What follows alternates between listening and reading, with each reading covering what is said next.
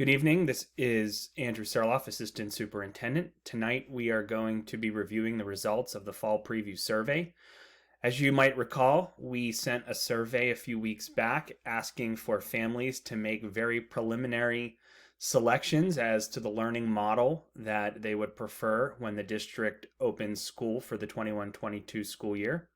We also asked our families to give some feedback in particular areas with respect to how the district managed this past school year, obviously in light of the COVID-19 pandemic. So tonight, we are going to take you through the results of that survey. This presentation will be broken up into three parts. We'll talk about the collection rate of this particular survey. Obviously, we'll share the results and then discuss some of the implications of those results with respect to starting school next year. So let's start with the survey collection rate. Overall, we were very pleased with the response rate that we received from our families. We actually had more than our total enrollment respond to the survey because it was inclusive of families that are going to be kindergarten students for the very first time in the fall. So with a total response rate close to 98%, we were very pleased with the amount of families that were willing to answer our survey. So the most significant question that we asked in the survey is what learning model families would prefer for the fall. And the options were a fully on-campus, 5 days a week model, a fully online option, or other, which was an open-ended question where families could share what they would prefer for their students in the fall. So if you look at these results, it's very clear that 94% of our families want a fully on-campus model in the fall, followed next actually by the other category, which was 5%. And if you break down the other category, most of those responses were some form of hybrid, particularly families that liked the 4-day model with 1 day of asynchronous learning. They felt that asynchronous day had some benefit, allowing their student to meet with teachers, catch up on other projects. And so there were some families that favored a return to that model. But with respect to fully online, only 18 families, 1.5%, actually prefer a fully online model going into the fall. The second thing that we asked from everyone was, in light of the COVID-19 pandemic, how satisfied were you with the school district's performance in several areas? So we have those areas listed in that left-hand column, and we asked families to respond based on a Likert score regarding satisfaction. And if you look, we had over 80% satisfaction in all of those areas. So even from the very beginning, you look at delivery of instruction, there was about an 83% satisfaction rate. And then as you go down, we were very pleased with the rest of those with respect to instruction, technology, communication, transportation. And we were certainly pleased that our families felt that we did a very good job of keeping our buildings safe and making sure that we were following the COVID-19 protocols with fidelity. Though we are very pleased with these satisfaction rates, we certainly don't disregard the fact that some families were not satisfied with the instructional model, and we know that we are going to have to be mindful of those students and those families as we move into the fall. So, for example, when we look at those first two with regard to the options that were available and instruction, again, given the situation, it is very comforting to us and very pleasing to the administration, and I'm sure to the board, that over 80% of our families had a level of satisfaction. But like I said, we don't discount the fact that 19% were not satisfied perhaps with their learning model options, and over 15% weren't satisfied with how instruction was delivered. So we need to be mindful of that and account for it as we make our plans for how we'll deliver instruction in the fall. So beyond those data-based questions, we also asked for some responses with regard to how we might better plan for the fall. And so we gave families an opportunity to share some open-ended comments.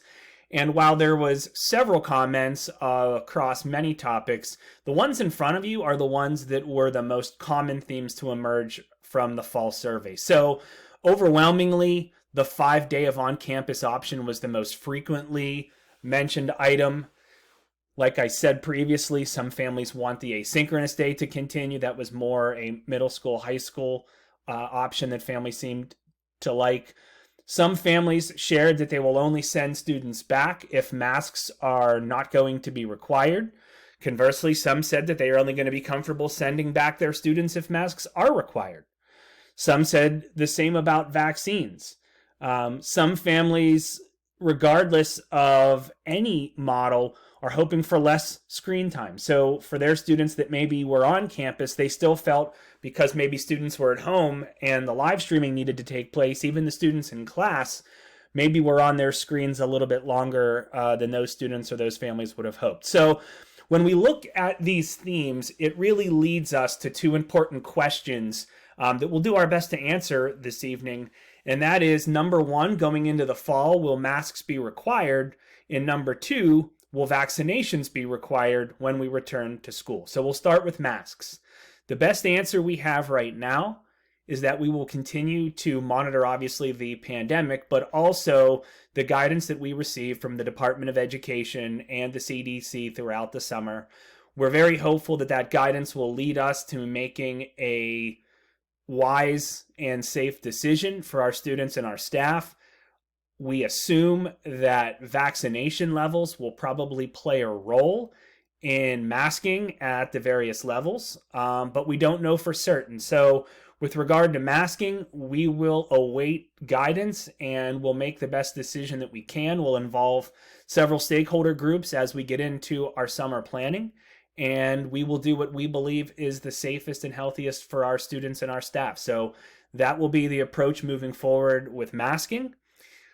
With vaccination, the district has no plans to require vaccination for the fall, independent of the state of Pennsylvania or the Department of Health making that determination. So just like several other vaccines that students must have to be enrolled in schools across the Commonwealth of Pennsylvania, should the State Department of Health make the COVID-19 vaccine a required vaccination, the district would obviously have to obey that law.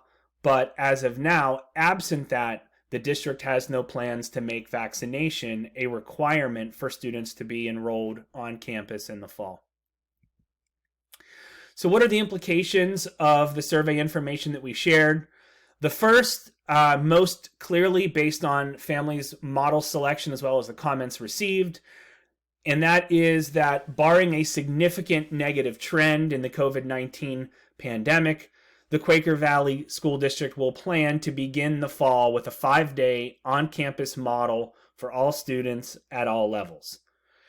The second one is, as we shared, only 1.5% of our students, so in a graduating class of 150, that's approximately 4 to 5 students per grade level that will be requesting a fully online model. So because of that, it's unlikely that we would have enough students to recommend the continuation of staffing a synchronous live model.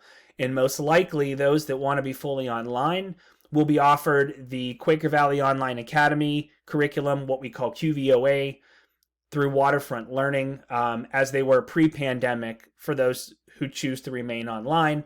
Although I must say that is not a definite determination. We will continue to discuss it and plan for the fall. That is very preliminary at this time. There were some other minor implications. Some of those we've discussed, obviously, with respect to masking and vaccines. We heard from families, as I said, that really appreciated the asynchronous day. I certainly don't think that that will be a weekly part of the planning going into the fall, but because there was a lot of positive interactions between teachers and students and some important professional development that was accomplished for our teachers and for our staff using the asynchronous model, it is something we may explore as a means of delivering those services next year, though certainly not on a weekly basis. Thank you to everyone who participated in the survey. Thank you to everyone who made this past year a success under once-in-a-century circumstances. I can't say enough about the work that our teachers, our staff, and our administration did, but also I can't say enough about the cooperation that we received from students and families to make this past year possible. We will continue to plan over the summer for the fall. We may be sending additional surveys to our families to continue to collect data that will inform those plans. And I thank you very much for your attention this evening. Good night.